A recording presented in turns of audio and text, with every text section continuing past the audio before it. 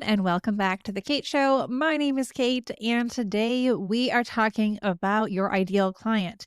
Now, you might already know who your ideal client is, but you might still struggle to reach them. Maybe the leads you are getting are just not the ones that you want, or maybe you're not getting any leads, which is also super frustrating. Today, we are breaking down why that's happening because after working with so many people in the home industry, I've realized that at the heart of most marketing issues is a lack of clarity around the ideal client, number one. And then if they have that, the second biggest issue is they just don't know how to talk to their ideal client. So we're going to break down what that looks like. We're going to start with your website because that is the mothership of your entire brand. And once your website says all the right things, it's a lot easier to have your marketing be offshoots of that. You already know who you're talking to and how to talk to them. So now it's just a matter of putting it in different media, such as an email newsletter, a blog post, a lead magnet, so that not only is your messaging consistent across all of those areas, but it's also reaching the type of person that you really want to work with. So, like I said, the problem I often see is that if you're struggling with your marketing, it's probably because your marketing rarely states point blank who your ideal client is, even though you internally know who your ideal client is.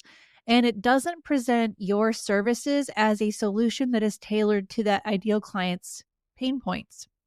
This means that no matter how much you think you know your ideal client, they don't know you, and therefore they're not going to understand why they should hire you versus someone else. So I'm excited to get into this. When I have these conversations one-on-one with my clients when we're on a consulting call, and we go through my worksheet of website copywriting, really. Copywriting is so huge. There's a reason why copywriters charge thousands of dollars for it. When you're on a consult with me, it's not an additional fee. We're just going through working at it together. And by the end of that, my client is often so much more confident. Like, oh my goodness, yes, this is exactly what I've always thought about my ideal client and what I know they need. I just didn't really know how to put it into words. And then when they put that fresh copywriting on their website, they start getting more of the right clients. I've had it happen over and over with my clients. So I'm very confident when I tell you this works. And it's such a simple fix. You might be told that you should go spend many hundreds of dollars on ads or that your SEO is bad. Maybe your SEO just needs to be adjusted. A huge part of SEO is the copywriting of your site. So if that is not talking to your ideal client, then yeah, your SEO is going to be in trouble because you're just going to be ranking for the wrong things, not necessarily ranking for nothing, but for the wrong things. All right, guys, before we dive into this episode, if this podcast has been helpful to you in any way, would you please leave me a rating and a review? And if you're watching on YouTube, give it a thumbs up and subscribe. If you're on Spotify, you can leave a star rating. You can even leave comments on the episodes, which I definitely do read. And if you're on Apple Podcasts, please leave a rating and a review. All right, let's get into this meaty episode. All right, the first thing I want you to do is open your website. What does the first headline say? What does the first paragraph say? If those things are not describing your ideal client, you've got your first fix to knock out right there. So let's kind of walk through a scenario here. Let's say you're an interior designer that focuses on homeowners who have primary and secondary homes. Maybe the current headline of your website says something like this: the essence of your home, away from home, or something else equally esoteric. And the old intro paragraph says something like this: looking for a designer who gets you, a designer who hears what you want and translates it into a design that's fresh and more than you imagined. I'm Jane Smith, not a real person, of Signature Design Studio, also not a real company. And I specialize in modern, transitional, and rustic design. But more than that, I specialize in hearing what you want and making it a reality in your home. I help you renovate or build new, a home that fits your aesthetic and matches your lifestyle to meet your vacation home needs. Now, at face value, that doesn't sound terrible, right?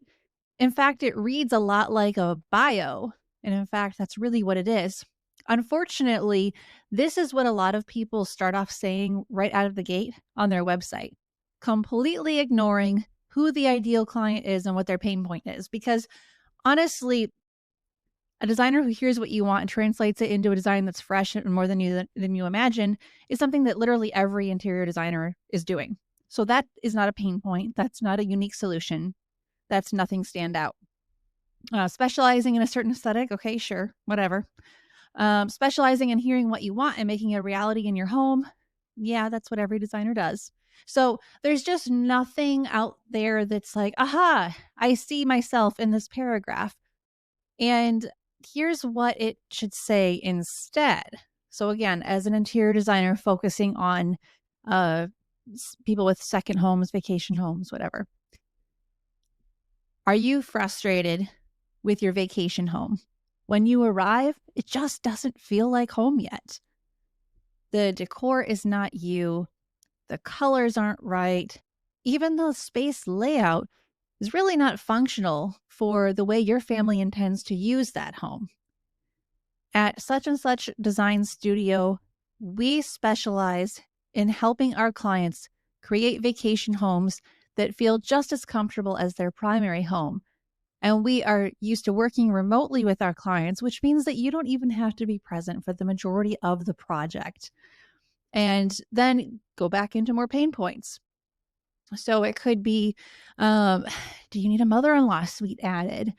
Do you need more bedroom space? Do you need a bunk room? Do you need better outdoor living? These are all things that, someone who has a getaway home is probably interested in. So obviously this will change drastically depending on who your ideal client is, but it's so important to address your ideal client in that main paragraph, that first paragraph on the homepage of your website. But what about the headline? You should always have a headline before anything else on your site. This is for SEO value because Google reads headlines before it reads body text, but it's also valuable for the humans on your site because humans will often skim paragraphs reading only the headlines. So the headline should state what you do, who you do it for, and the geographic area you focus on. So it could be something as simple as vacation home interior design for homeowners escaping to Pensacola, Florida, something like that. Okay, I'm just coming up with this on the fly. But it needs to state all of those things so that people can identify right away. Are you the designer for them or are you not? Are you a specialist or a generalist? Who are you? What are you doing? How are you helping them? So when you have knocked out the main headline and that first paragraph, you're well on your way to doing something that many of your colleagues will never do, and that is be clear on who their ideal client is. So after you've done that, then you can go into something that's a little bit more bio-ish about the firm. You can talk about, our specialty is um, renovations and new builds. Our clients tend to lean toward the modern transitional aesthetic. Now, remember, a lot of your ideal clients will have no idea what a transitional aesthetic is. So make sure that you have visuals on your site that match what your ideal client wants and the type of projects that you want to have. Otherwise, they're going to be like, transitional, like that means nothing to me. And this goes along with something that I've spoken about earlier on in like previous episodes in the podcast, where if your specialty is presented in such a way that it's meaningless to your ideal client, it's not going to work. People will not be attracted to you. So if you're going to specialize in a thing, make sure that it's presented in a way that matters to them. So don't say, I specialize in project management, when it's like they don't care. They just want to know, can you help them in their unique situation? What does project management even mean? Don't take time to define that, by the way, because it does not matter. That's not what they're after. They're after the feeling they will get when you present their new space to them. They are not after the nuts and bolts of how the peanut butter is made. Okay. Nobody wants that. It's very boring. All right. So after you've had the main headline, the intro paragraph talking directly to your ideal client, then, like I said, you have this little about/bio section, or sometimes it's just about the studio, about the firm, whatever it might be.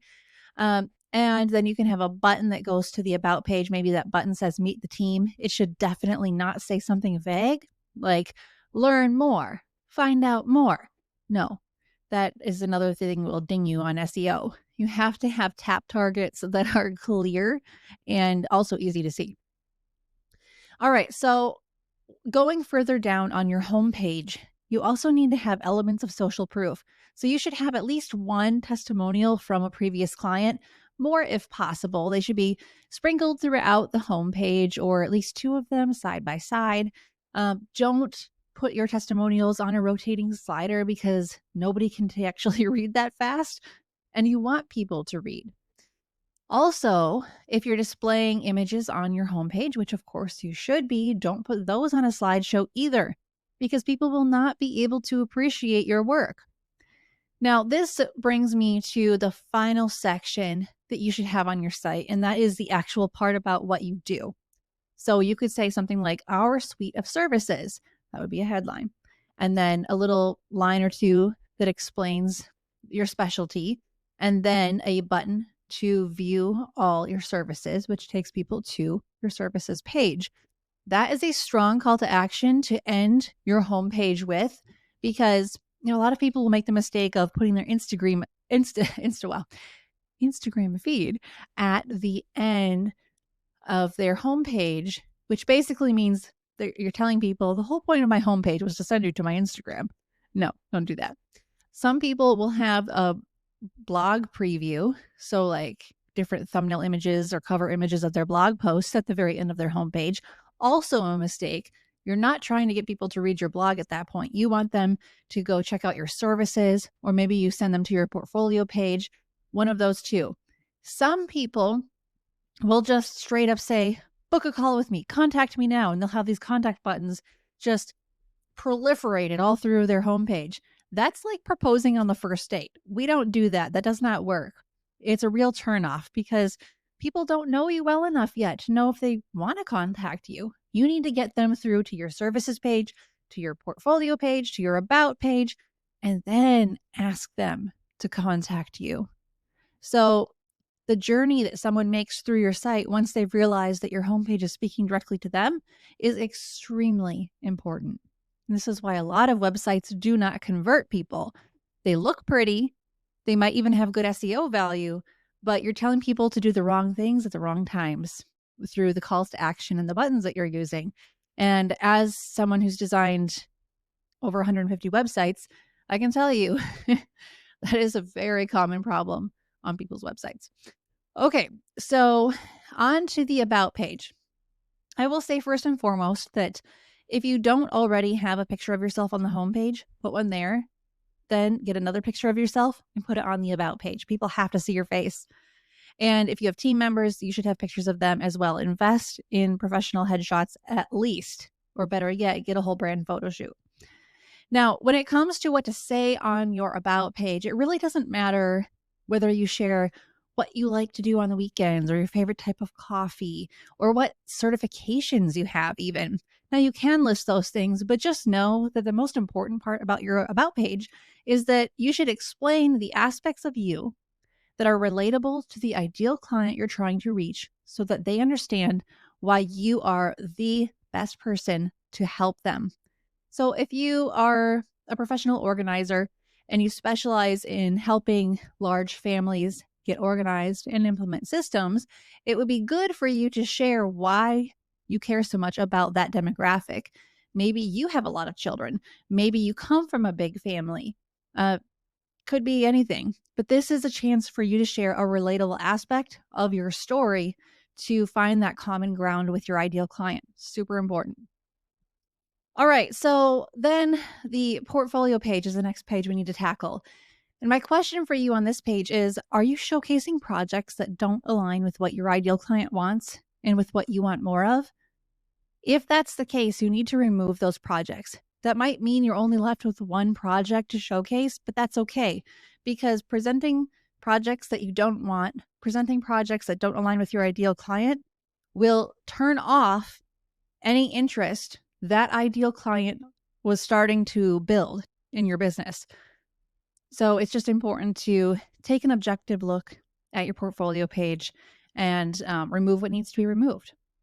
Now, this also means that anytime you get a project that you're like, wow, this is great, I want more of this, it is your responsibility to photograph that project.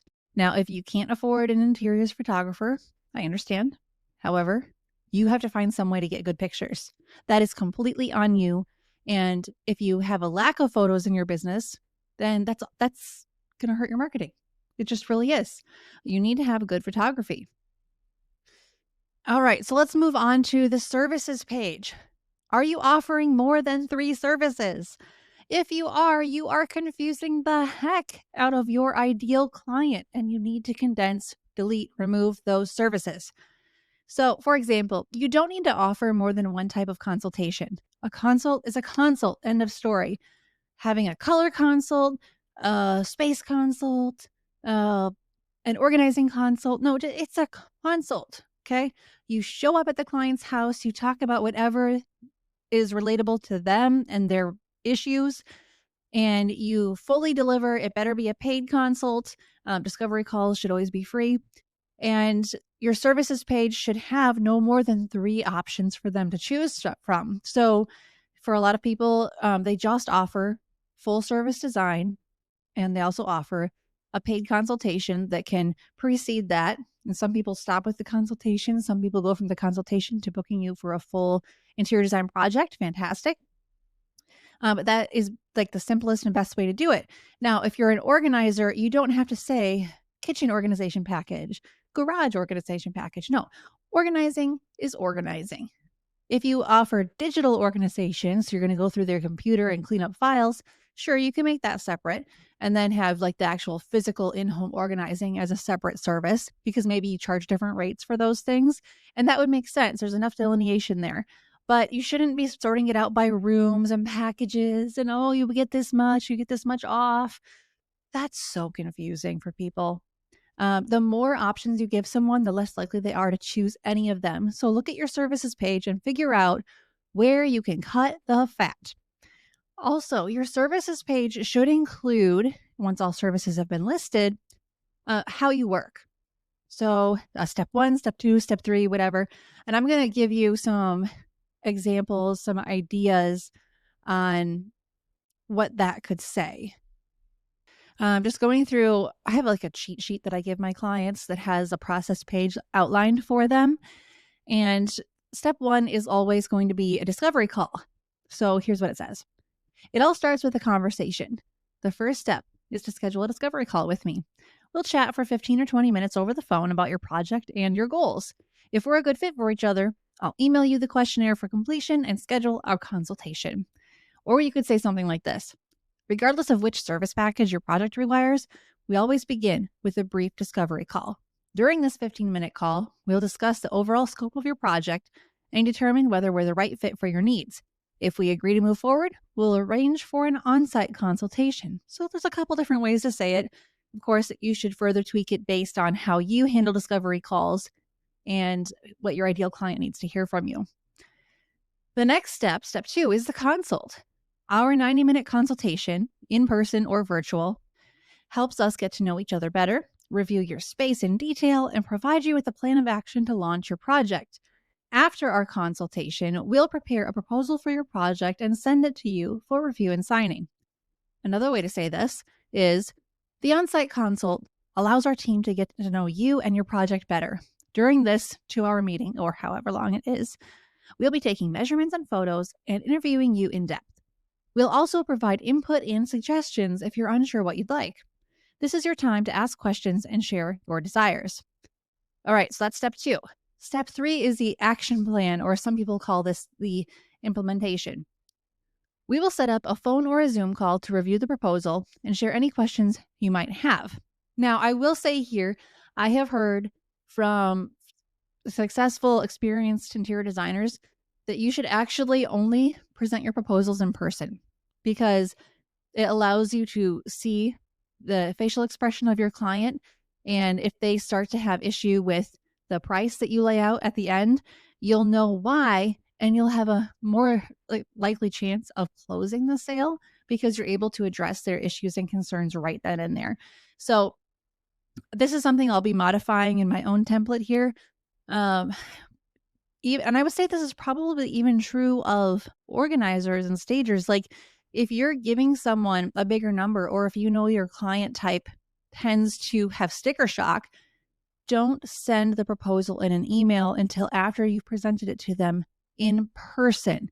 Even doing it in a Zoom call is hard. Now, sometimes you don't have an option. Video call is the only way you can do it. That's better than an email, but in person is always going to be best. Make an event out of it. Bring snacks, whatever you need to do. Anyway, this step goes on to say, once the contract is signed, we'll collect the deposit from you and begin your project. My team and I will prepare a comprehensive design plan, including mood boards, drawings, renderings, selections, samples, a budget, and everything necessary to complete your project.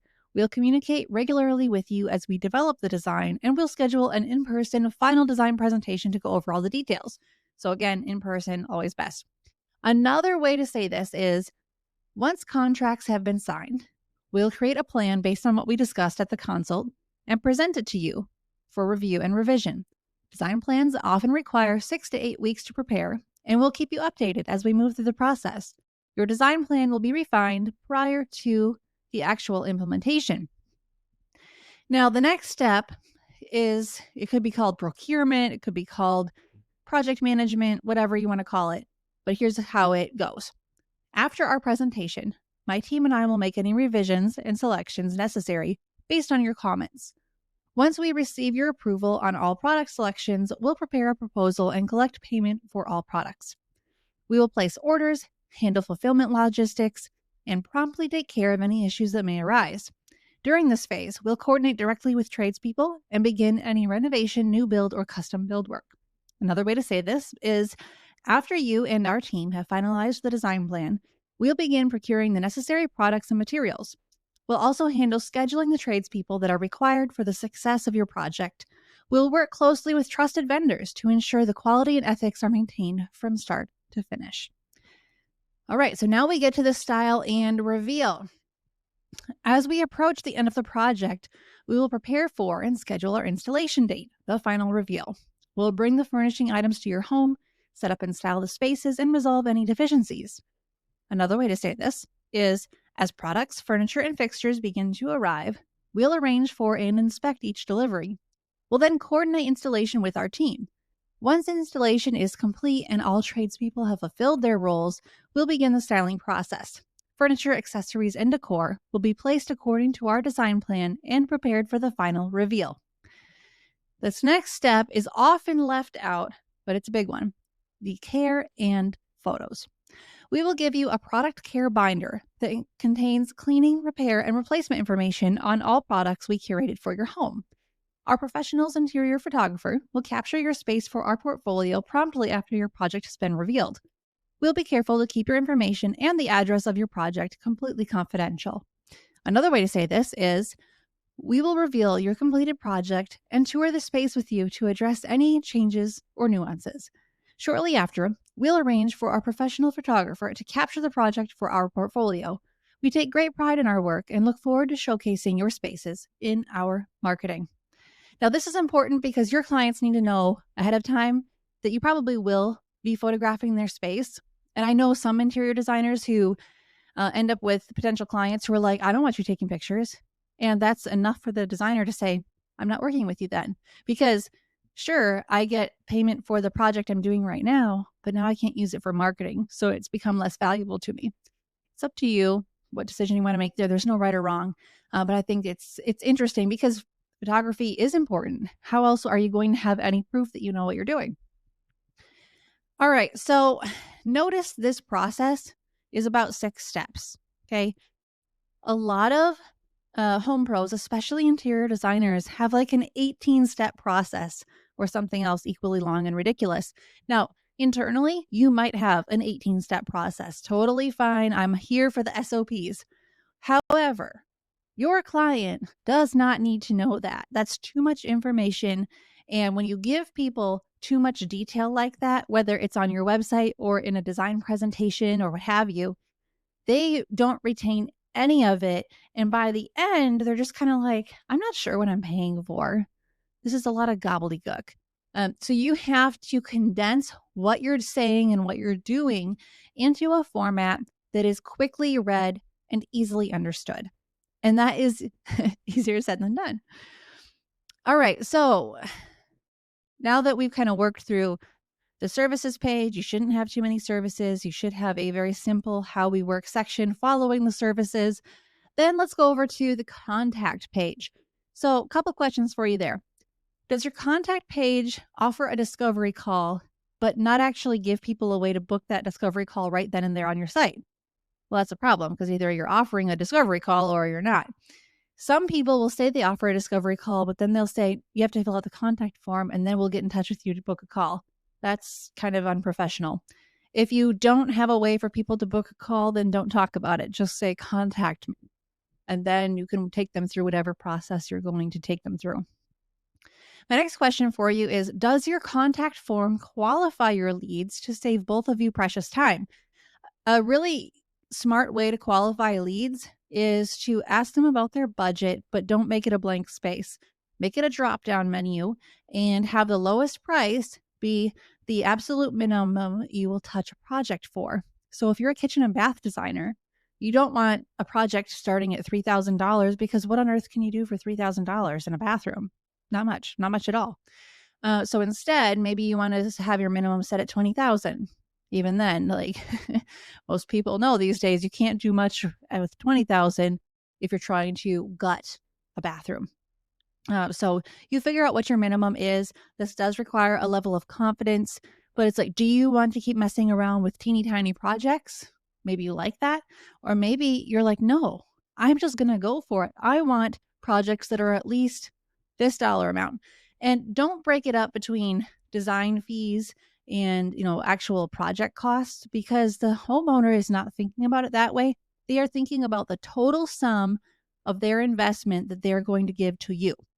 So whatever that total sum is, if you're like, well, I know I can gut and design a really amazing bathroom for 50,000 and that matches what my ideal client would want, then 50,000 needs to be your minimum. All right. The third question I have regarding your contact page is, does your contact form give people the option to be added to your email marketing list? Because let's be honest with ourselves, not everyone who fills out the contact form will become a client yet. They might need some time. So if you have a way to get those people onto your mailing list automatically, a lot of contact forms on websites will let people check a box to give you that permission to add them to your mailing list. I would recommend that you do that. All right, moving on to the blog. If you have a blog on your website, you need to, number one, hide the dates of your blog post unless you're publishing a new one at least every month. And you also need to take stock of what you've been blogging about. Do your blog post topics feel DIY in nature? If you're trying to serve a luxury client, blogging about DIY, how to, whatever, is really going to disconnect with them. And if your blog topics are disconnected from your ideal client, your services aren't going to make sense either. And you just need to delete those blog posts entirely. They're diluting your SEO and they're confusing people who visit your site. All right. So let's then talk about your lead magnet, because your lead magnet is a very important part of your website. So if you have one, I want you to answer the following 4 questions. If you don't have one, these are things that you should be thinking about, because if someone's on your site, they're doing their research, they're just not ready to contact you yet, but you need to stay in touch with them, right? So give them something else they can do. Let them sign up for a lead magnet. But the first question to ask if you already have a lead magnet is, number one, is it buried? Is it like in the footer of your website? Are you considering your discovery call pitch to be a lead magnet? Because it's not. Are you saying, sign up for my newsletter? That's not a lead magnet. Your lead magnet should be something that offers value, which brings me to my second question. Is it offering value? Well, this all depends on who your ideal client is. If your lead magnet talks about how to select a color palette, that is not valuable. That's something that someone is coming to you to do for them. Giving them a guide that shows them how to do it themselves is not only attracting the wrong person, it's devaluing what you offer. So make sure that it's offering value. Right now, some of the most valuable things are investment guides because people have money to spend on their homes, but they're just not sure what to expect. They don't understand how much of an investment is required to build a new home, to renovate, to even furnish a home. So it's your job to explain it to them. You could have a good, better, best scenario for each main space in the home if you wanted. Whatever it looks like, it needs to make sense for your ideal client. Which brings me to my third question. Is it aligned with your ideal client? So you might have a lead magnet that's very visible. It's like at the very top of your website. Nobody can miss it. And it's offering valuable information, but is it aligned with your ideal client? If you're focusing on people who have vacation homes or who live in luxury homes, or you're focusing on short-term rental hosts, that is going to drastically change the topic, the visuals of your lead magnet. Now, fourth question on that is your lead magnet delivered via email within minutes of people signing up for it? It should be, but you'd be surprised how many people say they have a lead magnet, people sign up for it, and they never actually deliver the lead magnet to the people. Maybe it's because they don't understand the tech that is required to set that up. But a lot of times people just kind of start the process of setting up a lead magnet and then they get distracted. So you have to make sure that you have that complete workflow. But then there's the follow through. So how are you staying in touch with people who contacted through your site but didn't become a client? How are you staying top of mind with those who did download your lead magnet? How are you staying current with past clients, potential referral partners, and leads? How are you explaining your service offerings or sharing expert advice around your specialty? Well, this is where my favorite, most powerful marketing tool comes in, and that is email marketing.